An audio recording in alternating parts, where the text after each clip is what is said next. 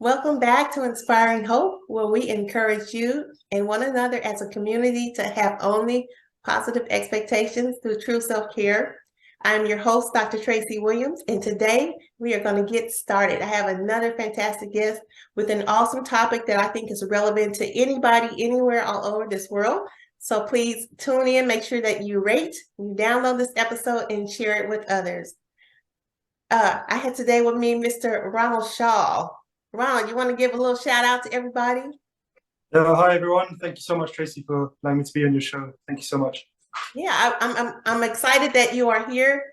You have done some incredible things and had an incredible life, it seems like. So I want to just, jump right into it. Ronal Shah is fully dedicated to powering entrepreneurs and investors, forwarding them to achieve their ambitious goals. He's been coaching elite traders for over a decade now, founders and leaders both.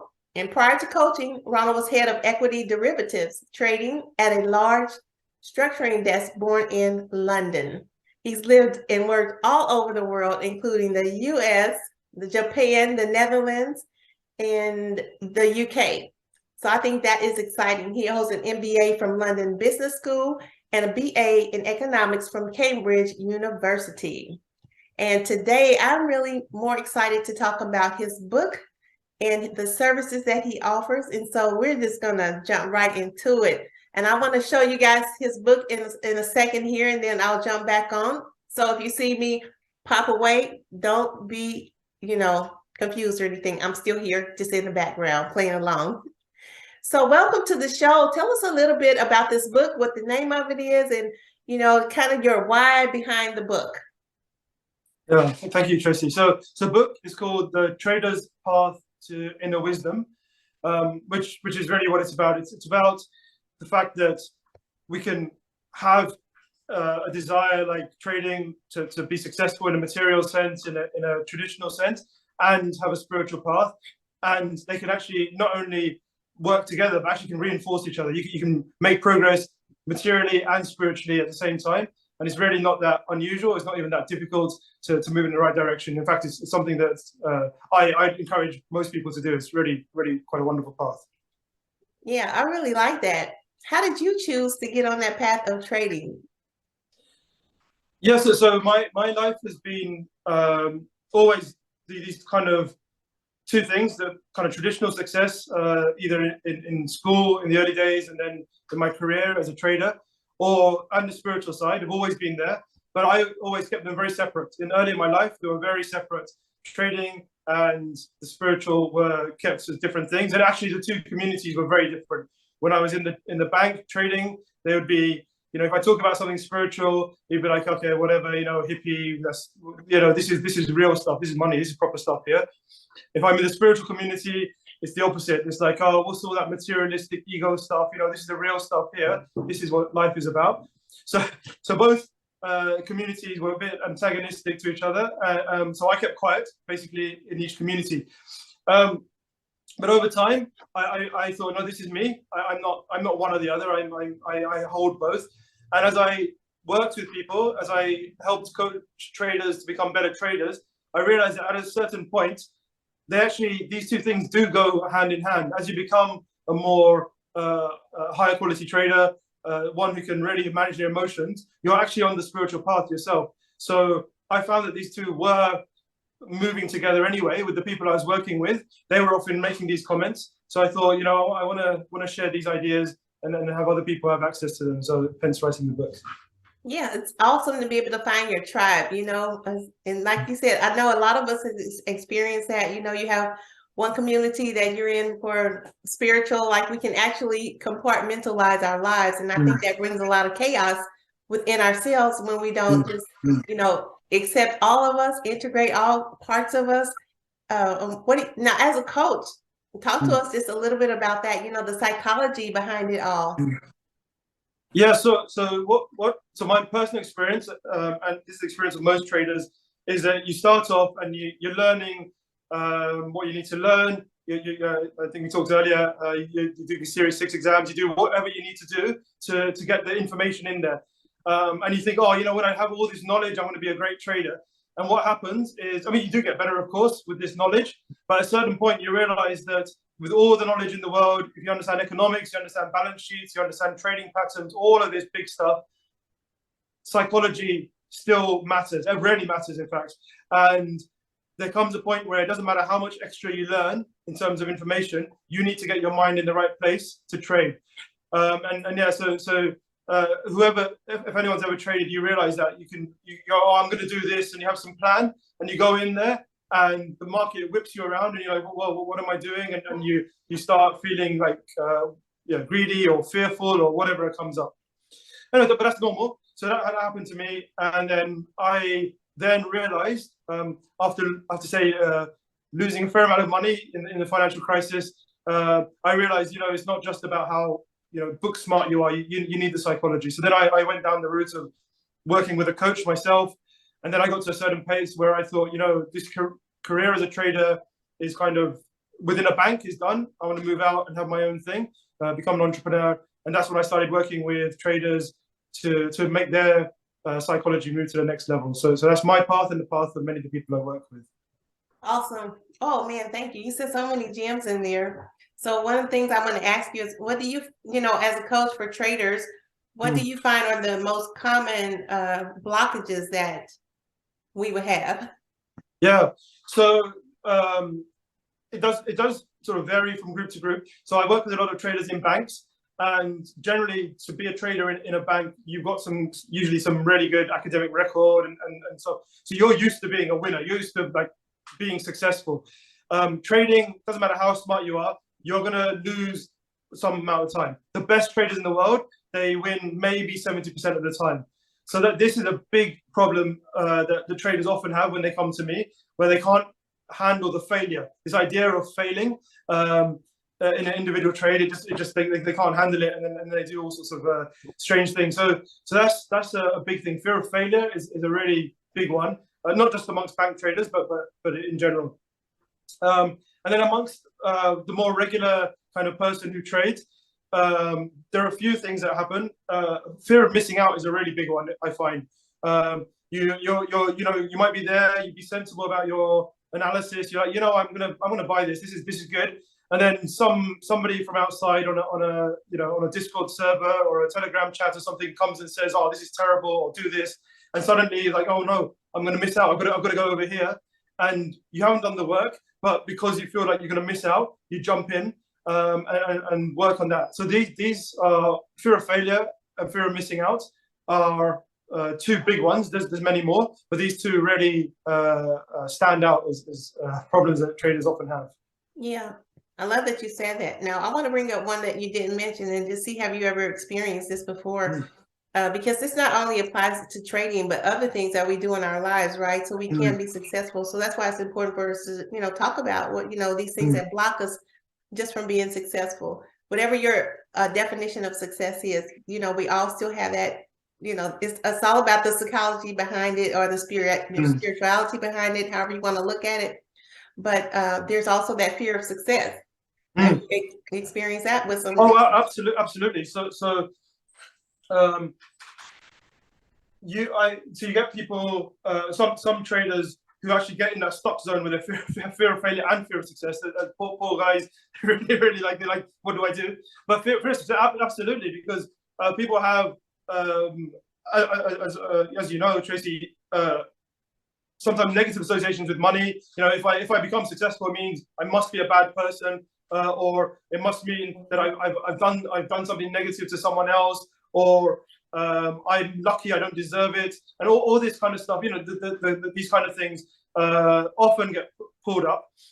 So fear of success, especially amongst the sort of regular traders, people who are kind of, they get the Robin Hood app or whatever it is, and use these kind of things. Often that is the case, and the way it manifests often is when they have a winning trade, they might think, okay, this is a certain level that I'm going to exit, and then when they get towards it, they might exit early because they think, oh, I'm not going to make it, I don't deserve it, or they might go, oh, this is a one winning trade, I don't deserve it, so let me just go for it really hard, and hope it goes really well, and they leave it too long, and then it turns into a loss. There are all these very strange behaviors that I've done, because you have some fear in the background, fear of success, fear of failure, fear of missing out, many other things that make us behave in a way that is completely irrational. And when you're in the trade, it's a completely different world from when you're before it. When you're before the trade and you have a nice plan, just like entrepreneurship, you have this nice plan, it's going to go like this. And then when you're in it, then, you know, something happens over here, something happens over here, you're juggling, you know, so your partner calls at home, something happens. And in the moment, all sorts of things get triggered. So indeed, these are definitely not just about trading. This is in life in general, especially in entrepreneurship. And these are often really buried. Some of this stuff, like, you have to go through a bit of a process before you actually see that this is what's driving it. So fear of success, like usually a trader goes, I don't have a fear of success. You know I'm going to be good. I'm going to be, you know, they're very strong. And then you dig and you dig and you dig, and then it comes up, and they're like shocked. They're like, wow, I have this fear of success. Well, what's that doing there? Oh man, I'm just laughing because I've experienced all of that. And actually, what's funny is the other day I watched a girl on TV, and she was going to win something that was like $250,000 a year, you know, to do something that she really loved. And she was like so close. I mean, down to the next 3 people. And she just kind of, it freaked her out. And she literally ran out of the place in the, you know, in the midst of taping it and everything. It was just like, no, I'm like, that's straight fear of success, because she was on the path, she was on her way, and she could do it. And I know many times that, you know, some of us have felt that same way. You know, we're on our path, we're doing all the right things, you know, we're winning all the contests, and, you know, people are pushing us on and saying, hey, we could do it, and they can see us being the next this, that, or the other. And then all of a sudden, you just like, what you start thinking, it's our ego gets into play, right? So we like, what if I this, what if I that? So talk to us a little bit about the ego and how that plays a role in all this, especially with traders. No, that's a very, very good example.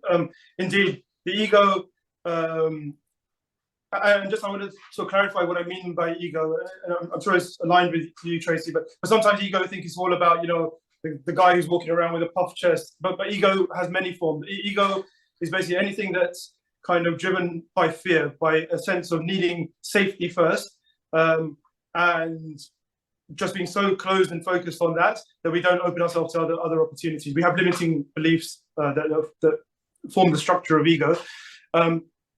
So that's really, when I work with my clients, that really is the place where we go. So we have a lot of goal setting, and we go into the energy of it. You know, use the law of attraction process to really make sure we're heading in the right direction. And that's then when the resistance starts coming up, that's when we start to dive in and go, okay, so what's actually going on here? What's the ego that's coming up here? And what's really interesting is the same kind of thing, such as fear of missing out, might have actually different ego form behind it. So fear of missing out, obviously everyone knows FOMO is pretty well known now. But when we dig behind it, it could be fear of missing out because, you know, if I miss out, I might get rejected from the group. So it's a fear of rejection, like not being accepted. But it might be, you know, if I miss out, then I'm a bad person because I had the opportunity and I didn't go for it. Or if I miss out, it's because I'm incapable, and really I should have been more capable and got part of it. So even though you've got this one term, fear of missing out, what's beneath it can be very different types of fears, and that drives a different type of ego. And that is what you kind of work on, that when you go to there. So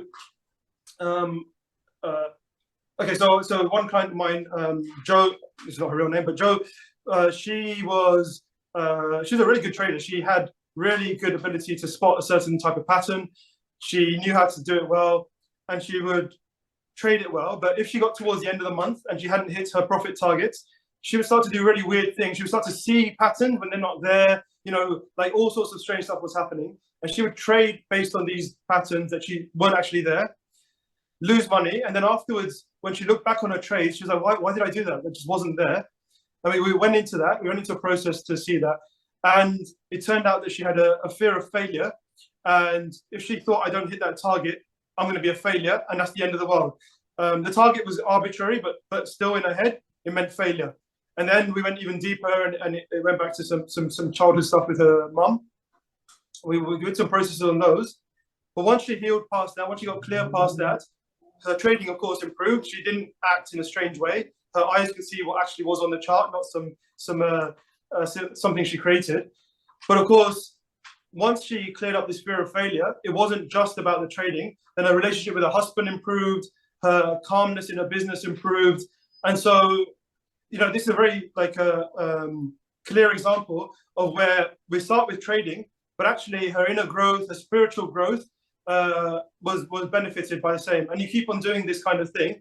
And eventually you start to get calmer, not just in your trading, but across your life. And that's the sort of the path to inner wisdom. Yeah, awesome. I'm glad you mentioned all of that. So that's why it's not all about the skill or the talent that you have, but you got to look at every area of your life, especially the psychological part of it and the spiritual part of it, because they all, play a role together. So, hey, thank you for bringing that up. But that brought up so many questions so many topics for me. I love the fact that when you clear that up, then she could see clearer. She became more present in the moment. And I think that has a lot to do with everything. We become more conscious about what's really going on, because a lot of times things are going on in our subconscious and they're running the show and we're not even aware of it, but we think we are aware of it. Yeah. But that's why it's important to make sure that, you get with the coach when you notice that, sometimes you're fearful, or you've had some successes, or you've had some ups and downs, and then you want to feel like, okay, I can't take it no more. Whenever we base anything on our emotions, it's just not healthy for us, because our emotions will go up and down, and so we don't want them to ride us like a roller coaster, and I don't want to be on a roller coaster ride. So talk to me a little bit about, let's see, some of the techniques that you use, just a brief things on a few techniques you use to remove those blockages. Well, to remove, okay. So the first thing is sometimes just shining a light on what's actually underneath all of this. That is often enough. Once the person, so for example, with Jo here, once she saw that it was based on something her mother has said when she was 7 years old,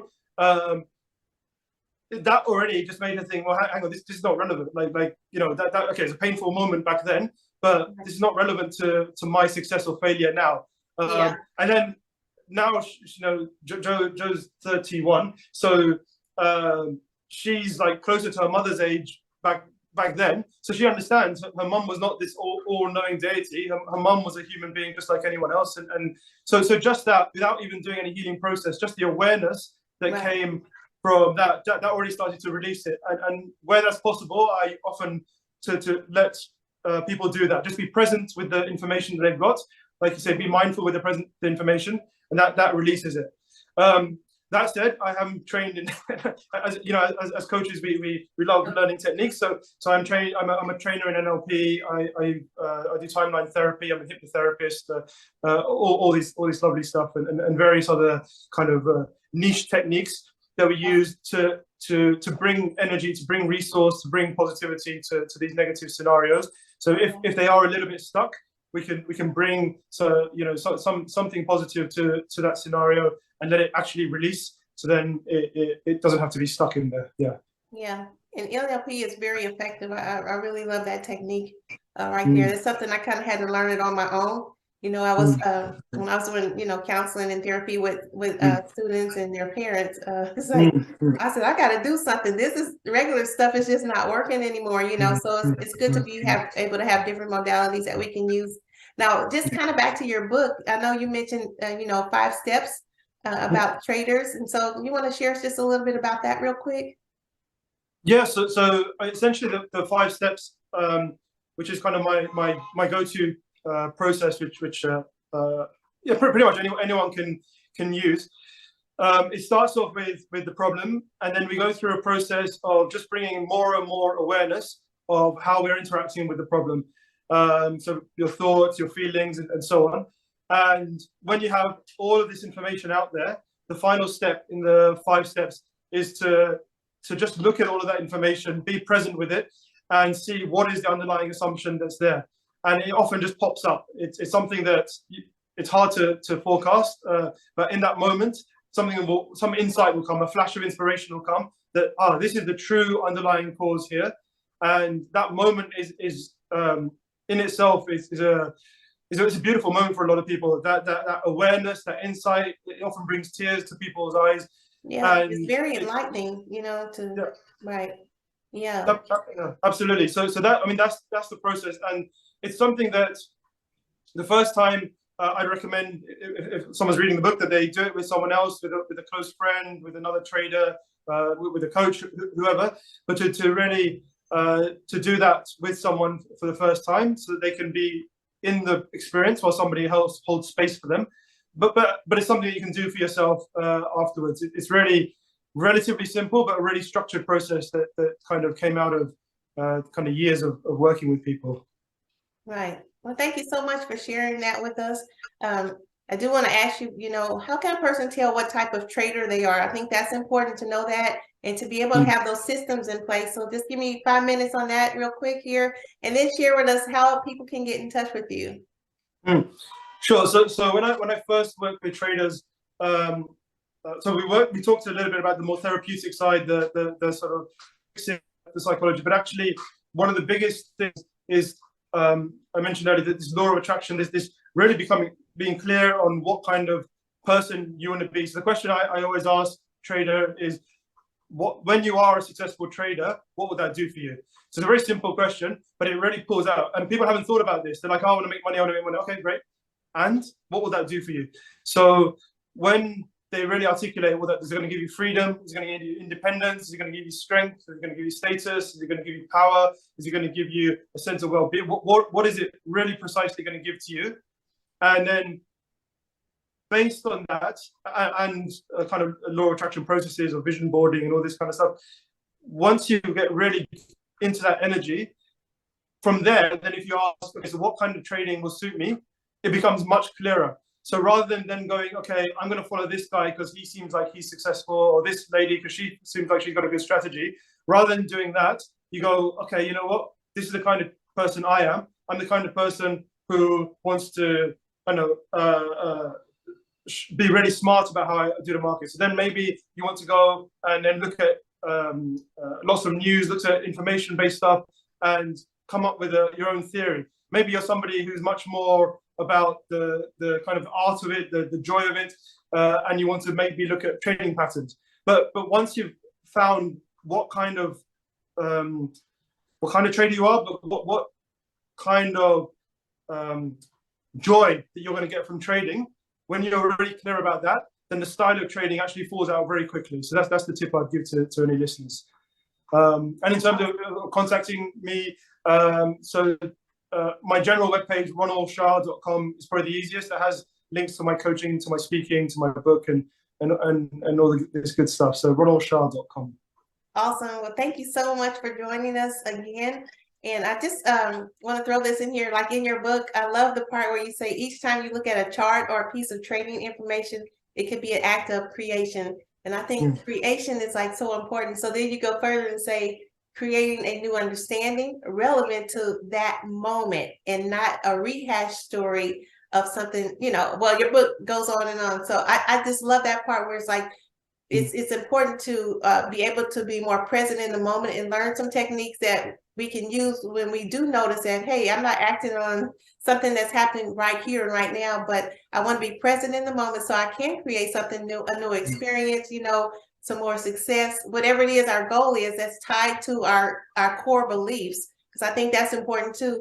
But I like that you're creating a new something relevant to right there and not rehashing the moment. So I just want to leave you guys with that. Keep creating new moments and stay in the present so that you can stop rehashing those old stories and know that you can live a new story. Ronal Shah, thank you again. And don't forget, you guys, make sure that you download his book. I know it's on Kindle and it's exciting. And so it's a short read. It's an easy read. It's not anything too difficult. If you want to start get trading, come on, get in contact with him. If you're already trading and being successful, you definitely still need to contact the coach, I believe, because there are many levels of success. And one thing we talked about is fear of success and also fear of failure. So whatever it is that may be keeping you from procrastinating or whatever it is, get in touch with him. That'll be a great opportunity. Peace out, you guys. Thank you so much for joining me. The community where we always inspire one another to have hope. Have only positive expectations through true self-care. Okay.